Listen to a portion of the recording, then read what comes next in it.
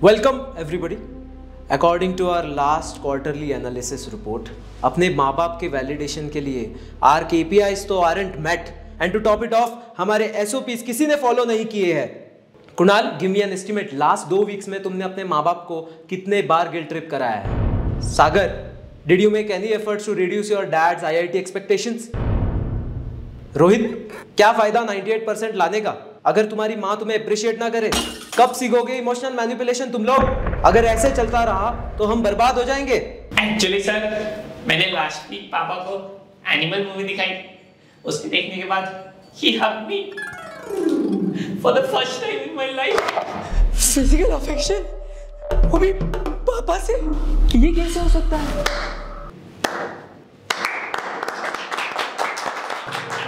पहले ही मैं emotionally damaged to self-confidence and self-esteem issues. तुमने दिया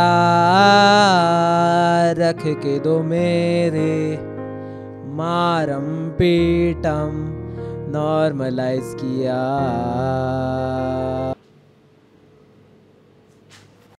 I have a question for all of you. What would you be if your parents didn't decide what you will become?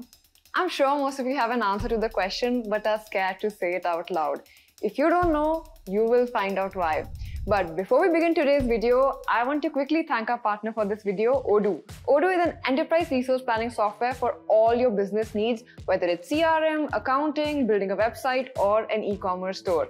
Last time I talked about its website building feature, but this time I want to highlight its amazing e-commerce feature that you can leverage to boost your business. See, we all know that running a business requires an online presence where customers can easily explore your products and even place orders for what they like. But building an online store can seem like a hassle. Thankfully, with Odoo, you can quickly set up your online store following 4 simple steps and customize it by dragging and dropping building blocks, adding images and description, animations, and font style as per your brand's needs. You can list as many products as you want and with various variants. But you know the best part? With Odoo, you don't have to deal with any complex backend to adapt your website content to mobile devices. And it gets even better. The first app is completely free with unlimited hosting and support, along with the free custom domain for the first year. So if you find this interesting and want to scale your business, check out Odoo from the link in description below. Now back to the video. In today's video, I want to tackle a sensitive but a rather important topic. Are Indian parents toxic? Sounds like blasphemy when I say it like that, right? Now a lot of you will want to click off right away saying, no Achina, my parents are amazing. I am genuinely so happy for you, but the data I came across about Indian parents is quite troubling, so I realized it's a discussion that we all needed to have. The markets, people, society is changing at a much faster pace, and a lot of parents are still stuck in the past. My goal in this video is not to vilify parents, but to have an honest examination of parenting practices in India. More importantly, I want to help you develop a deeper understanding of your parents' perspective and provide you with practical strategies for navigating important conversations with them, because your future and well-being is at stake here. So like most other Indian families I knew, my parents were also loving but strict. Education was of utmost importance. Nothing mattered more than getting top marks in every subject. Extracurricular activities were encouraged as long as they didn't interfere with academics. There were the usual fights growing up. Don't use your phone too much, don't use the internet, don't waste time, don't go out, log kya kahenge, you know how it goes. You know, growing up, I feel like a lot of us have this innate need to be understood and to be validated by our parents. So it's very troubling when they don't understand us. You feel very confused that why aren't they getting it? We're not doing anything wrong. This is what all our friends do. I also went through the same thing, but thankfully, over the years, I was able to reach a point with my parents where I genuinely, absolutely loved their company, even over my friends. And honestly, it was because they decided to be more accepting, change with the times, and understand their own shortcomings and trust me and support me in literally all my decisions, which is so rare to find. So, thank you, mom and dad. But I'll tell you what, not everyone's story ends this way. Since mine did, I wanted the world to have it too. In fact, my very first startup, Junior Champs, was also focused on how parents can instill some social emotional skills in children and how they can do parenting better. And while researching and building this product, I literally spoke to so many parents, studied a lot of parenting behaviors. So allow me to help you all navigate through this. Now, the Indian parenting style, with its laser-like focus on academic achievement and social status, is literally so widely known, it's practically a cultural meme at this point. Do you remember when the movie Tare Zameen Par came out? I think that was the first time Indian parenting came in the limelight, and so many kids related to it. After that, we had Three Idiots, but it's practically global understanding now that Indian parents are loving but bossy, nurturing but controlling, and they will push you to greatness whether you like it or not. Did you know Indians are among the most academically oriented parents on the planet? HSBC's global report, The Value of Education, found that 51% of Indian parents chose successful careers as more important over a child's well-being and happiness. And what is success for Indian parents? Either you get into IITs, IIMs, or you become a doctor. But if you actually do the math, less than 0.005% of Indian youth graduate from prestigious IITs each year, and less than 0.06% of Indian graduates make it to the elite IIM business schools. So by this definition, 99% of youth have already failed before they even get started at life. Think about the confidence hit so many people take based on these parameters. And it's not just this, there are a lot of other parenting behaviors that I'd like to call out that need to be re-evaluated. Again, they are our parents, they mean well for us, they do love us, but they are also a result of their upbringing, and I really want you to stay till the end of the video because I also want you to understand and see where their behaviors stem from. So, coming to parenting behaviors, building legacy through children's careers. The fact that 51% parents are keen on their child having a successful career over them being healthy or happy also underlines how achieving a career milestone is linked to the pride it brings not just for the parents but the community at large. And IIT graduation is seen as a way to elevate the family's social standing for generations to come. Certain professions like doctors, lawyers, civil servants are also seen as respected and coveted careers. So having a child from the family make it big in these careers allows for intergenerational pride and admiration. You know, we've spoken about this many times before, how India is a status-driven society, not a wealth-driven society. So we do things to outdo what other person has achieved, not because we wanted to. In a status-driven society, the basic mechanism is that they don't like anyone going up the ladder, so they keep pulling others down.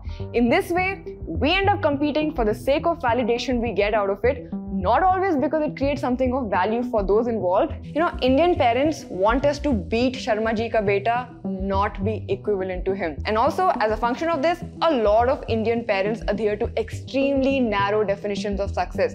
Any field that's not engineering or medicine is looked down upon. God forbid you express an interest in a lesser field like arts or sports, you'll be mobbed or forcibly rerouted to science. A research conducted by Mindler of over 10,000 students in Tier 2 and Tier 3 cities found that 93% Indian students are aware of just 7 career options out of 250 odd career options available in India. A lot of Indian parents force their opinions and beliefs on their children. The child is seen as an extension of the parent and their beliefs, not as their individual selves. See, India at its core is a very collectivist society. We place a high value on family honor and community ties, often prioritizing them over individual desires, and our parents were again raised with these beliefs. Now you might question and say, is listening to everything our parents say and being an extension of them a bad thing? Well, not always, but sometimes yes, it has its repercussions, and now that we have enough research on this, for a lot of people, these repercussions can be crippling in adult life.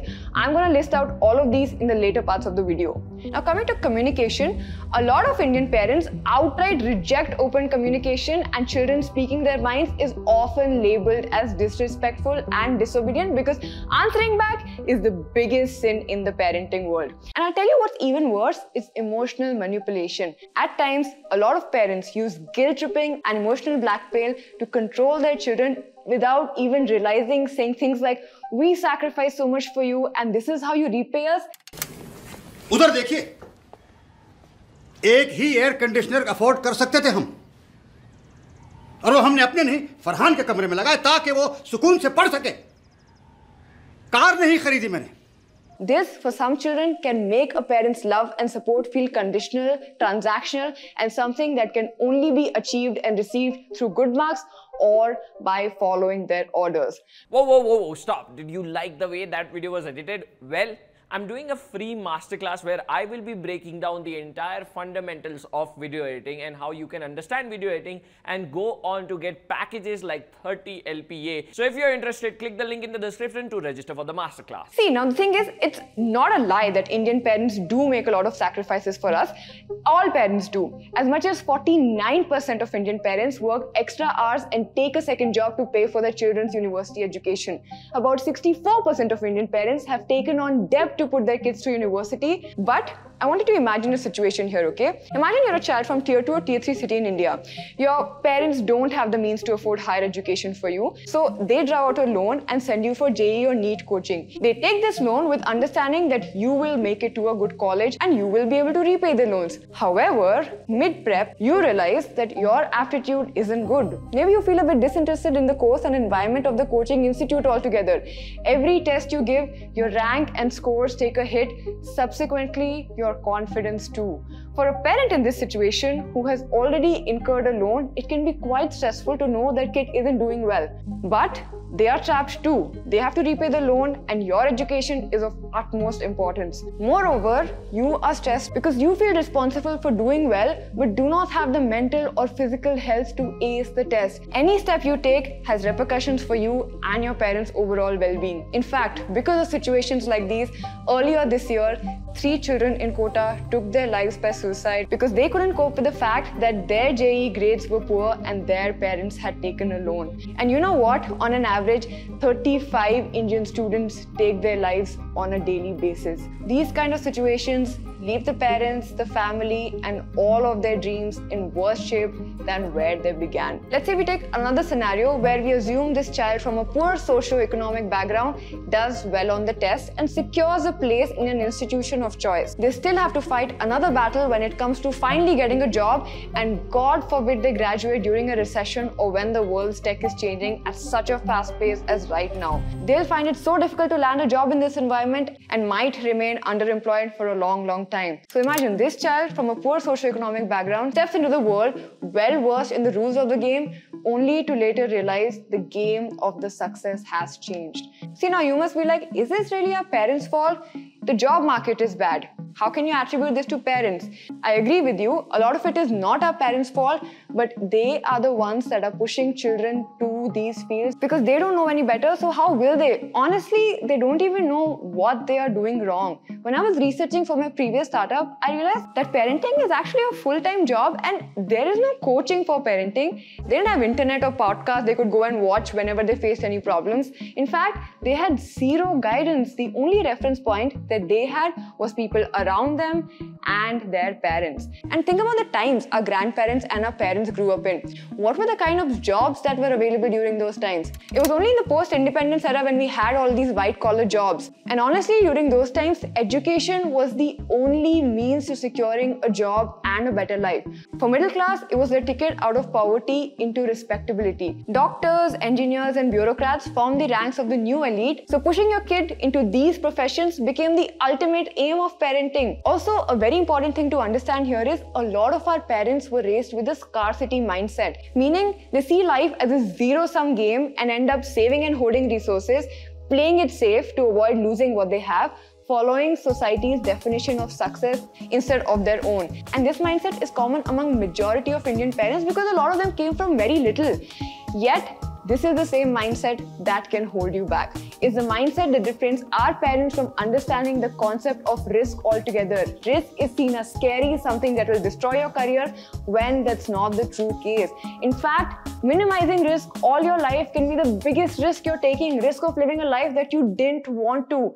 It's also worth noting that the safe path often isn't safe at all. Just look at all the tech folks who are getting laid off from corporate jobs right now. And honestly, it doesn't end here. Sometimes the weight of all these expectations can be crippling and straight up harmful. Here are some long-term impacts that I spoke about earlier that I will be listing out. See, Indian parents want you to listen to them at every stage of life. This type of helicopter parenting discourages critical critical thinking skills by dictating your academic path and career choices from a very young age. Think about it, okay? When you go out in the real world and all you've been taught is to follow orders and be a yes man, you are going to be crushed by the society if you don't speak up for yourself. In today's socio-economic environment, you become successful by standing out, not by fitting in.